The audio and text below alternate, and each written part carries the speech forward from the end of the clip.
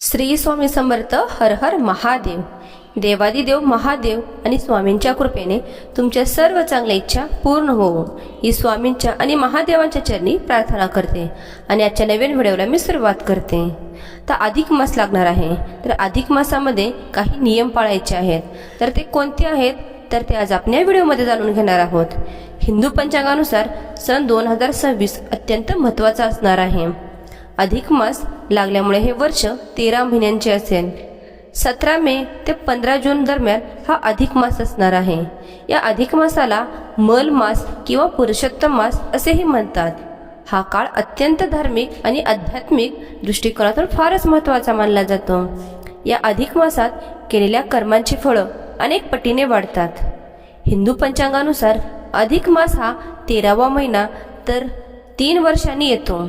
या महिन्यात सूर्यसंक्रांत नसते, म्हणून हा महिना मलिन असा धोंड म्हणून मानला जातो. म्हणूनच या महिन्याला धोंडा महिना असेही म्हटले जाते.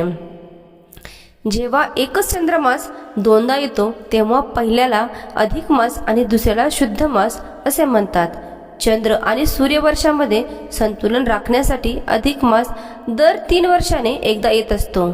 या महिन्याला धोंड्याचा महिना असेही म्हणतात. हा महिना भगवान विष्णूला समर्पित आहे. नकारात्मकतेला तुमच्या जीवनावर प्रवाह टाकून राहण्यासाठी किंवा रोखण्यासाठी हा महिन्यात काही नियम पालन केले पाहिजेत. तर ते आज आपण पाहूया. तर पहिला नियम, अधिक महिना हा पवित्र महिन्यात भगवान विष्णूच्या उपासनेला विशेष महत्त्व आहे. ओम नमो भगवते वासुदेवाय या मंत्राचा जप केल्याने मानसिक शांती आणि पुण्य याचा अत्यंत लाभ मिळतो. दुसरा उपाय म्हणजेच नियम, श्रीहरी विष्णूंनी सांगितल्याप्रमाणे या अधिक महिन्यामध्ये भूमिशयन व्रत करावे. म्हणजेच काय की बेडवर झोपायचे नाही, गादीवर झोपायचे नाही. संपूर्ण अधिक मास खाली फरशीवर सतरंजी, घोंगडी किंवा चटई टाकून त्यावर झोपायचे आहे. मग ते दुपारी झोपणे असो, रात्री झोपणे असो किंवा बसणं असो, अगदी गादीवर किंवा बेडवर बसायचंही नाही. तिसरा नियम, अधिक मासात दान, जप, तप, पूजा, पाठ आणि गोमातेची सेवा करणे अत्यंत पुण्यकारक मानले जाते. तसेच अधिक मासात रामायण, गीता यासारख्या धार्मिक ग्रंथाचे दान करणे हे अत्यंत शुभही मानले जाते. त्यासाठी या महिन्यात आवर्जून दान केले पाहिजे.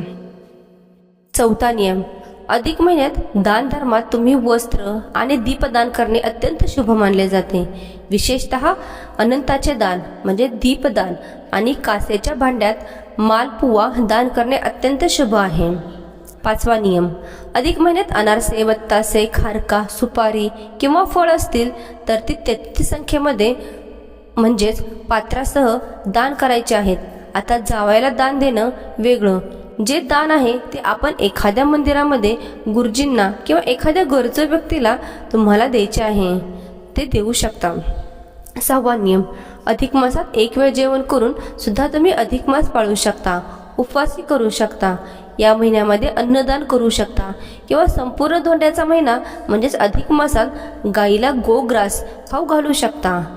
जोडपं भोजन म्हणजे एखादं जोडपं बोलवायचं आणि संपूर्ण अधिक मास त्यांना दुपारचं किंवा रात्रीचं जेवण आपल्या घरी जेवू घालायचं. किंवा तुम्ही एखादी सवाशीण स्त्री बोलावूही शकता आणि तिला सुद्धा जेवण घालू शकता. 7वा नियम, त्याचप्रमाणे अधिक महिन्यात अवेळी म्हणजे स्नान करू नये, तीर्थस्नान करू शकता. आता तीर्थस्नान तर आपण दररोज काही करू शकत नाही. मग काय करायचं, अधिक मास सुरू होण्याच्या अगोदरच पूजा साहित्याच्या दुकानातून गंगाजल आणून ठेवायचं आणि तुमच्या घराच्या आजूबाजूला कुठे तीर्थक्षेत्र असेल, तिथे नदी असेल तर त्या नदीचं पाणी घरी घेऊन यायचं. संपूर्ण अधिक मास रोज आंघोळीच्या पाण्यामध्ये ते पाणी थोडंसं मिक्स करायचं आणि त्या पाण्याने स्नान करायचं आहे. 8वा नियम, या महिन्यात धरण, पारण, भोजन, व्रत करू नये. म्हणजेच एक दिवस जेवण करायचं, एक दिवस उपवास करायचं. हे व्रत पण तुम्ही करू शकता किंवा आपण दुसऱ्या पद्धतीने देखील धरण पारण करू शकतो. ते म्हणजे दिवसातून फक्त एकदाच जेवण करायचं. म्हणजेच आपण संध्याकाळी एकदा जेवण करायचं असं देखील करू शकतो. याबद्दलचा सविस्तर व्हिडिओ मी तुम्हाला नक्की शेअर करेन. 9वा नियम, महाविष्णूंचा आवळा अत्यंत प्रिय समजला जातो, म्हणून या महिन्यात काही जण आवळ्याच्या झाडाखाली आपलं धार्मिक अधिष्ठान जप जाप शुद्ध आवर्जून करतात, तर काही जण या आवळ्याला कोरून त्यामध्ये तिळाच्या तेलाचा दिवा देवासमोर किंवा अगदी मंदिरात जाऊन देवासमोरही लावतात. हा सुद्धा पुण्यकारकच समजला जातो. 10वा नियम, या महिन्यामध्ये केली जाणारी काही लोकप्रिय व्रत सुद्धा आहेत की जे आवर्जून वर्षानुवर्ष महिला करतात. तर त्यामध्ये हळदी कुंकू, स्वस्तिक व्रत, लाखोळी व्रत, त्याचप्रमाणे गोपद्म व्रत हेही केलं जातं. 11वा नियम, अधिक महिन्यात दररोज तुळशीला पूजा केली जाते किंवा एखादी सवाशीण बोलवून तिची रोज ओटीही भरली जाते किंवा एखादी सवाशीण स्त्रीला बोलावून रोज तिला जर चहा आवडत असेल तर चहा किंवा दूध आवडत असेल तर दूध तिला पाजलंही जातं. तर सकाळचा चहा किंवा संध्याकाळचा चहा किंवा संध्याकाळचं दूध किंवा सकाळचं दूध. तर काही व्रते काही दान आहेत ते आपण अधिक मासामध्ये करूही शकतो. 12वा नियम, अधिक मास पुरुषोत्तम मास म्हणूनही ओळखला जातो. जगन्नाथपुरीच्या प्रदेशाला पुरुषोत्तम क्षेत्र असे म्हटले जाते. पुरुषोत्तम महिन्यात म्हणजेच अधिक महिन्यात इथे भेट देणे अत्यंत शुभ मानले जाते. जर आपण जगन्नाथला भेट देऊ शकत नसेल तर जवळच्या तीर्थक्षेत्रामध्ये स्नान करा. गंगा किंवा इतर नद्यांमध्ये स्नान करणे आणि मंदिरामध्ये सेवा करणे हे देखील अत्यंत शुभ मानले जाते. 13वा नियम, या अधिक मासात आपल्या देवघरातील शालिग्राम मूर्तीसमोर संपूर्ण महिनाभर तुपाचा अखंड दिवा तेवत ठेवा.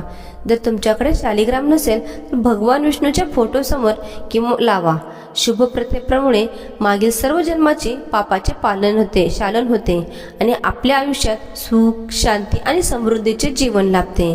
14वा नियम, या अधिक महिन्यात पुरुषोत्तम महात्म्याचे पठण करणे अत्यंत फलदायी असते. हे शक्य नसल्यास भगवद्गीतेचे पठण करावे किंवा दररोज गीतेचे किंवा पुरुषोत्तम महात्म्याचे शेवटच्या अध्यायाचे त्याच्या अर्थासह पठण करावे.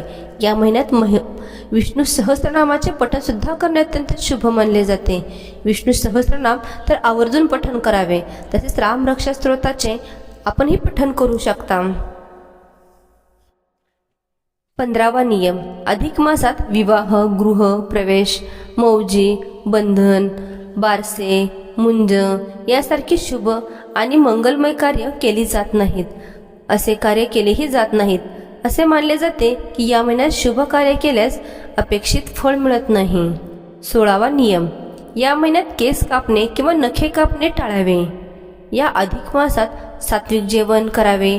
तामसिक पदार्थ जसे की कांदा, लसूण, मांस पूर्णपणे वर्ज्य करावे. 18वा नियम, या अधिक मासात म्हणजे धोंड्याच्या महिन्यात जावयाला श्री विष्णूचे रूप म्हणून 33 अनारसे, तांब्याचा किंवा चांदीचा दिवा आणि ताट तसेच नवीन कपडे, आहेर, वाण म्हणून देण्याची परंपरा आहे.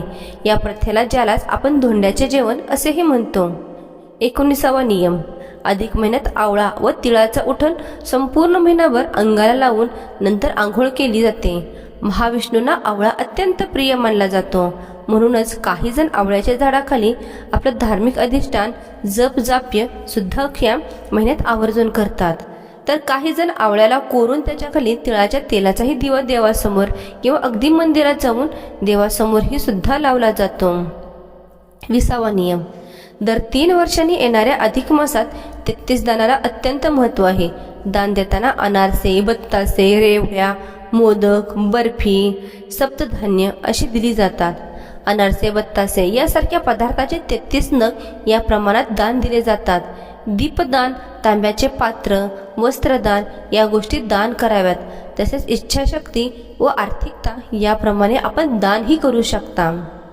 21वा नियम, अधिक मासात जावई गाई दावता गंगेला वाण देणे अधिकच महात्म्य मानले जाते व तिची ओटीही भरणे. 13 महिन्यांचे भोजन, विष्णू याग अशा सर्व गोष्टी आवश्यक आणि आवर्जून कराव्यात. 22वा नियम, भगवान विष्णू यांचा आशीर्वाद मिळवण्यासाठी दीपदानाला या महिन्यात अत्यंत महत्त्व आहे.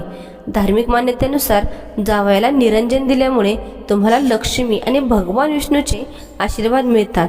पण या महिन्यात अनेक जण जावयाला अधिक मासात घरी बोलवतात, त्यांच्यासाठी छान छान खाद्यपदार्थ बनवतात आणि त्यासोबतच 33 अनारसे, 33 बत्तासे आणि त्यासोबतच एक चांदीचे निरंजनही देतात आणि 33 दिव्यांचे जावयाचे औक्षण करतात.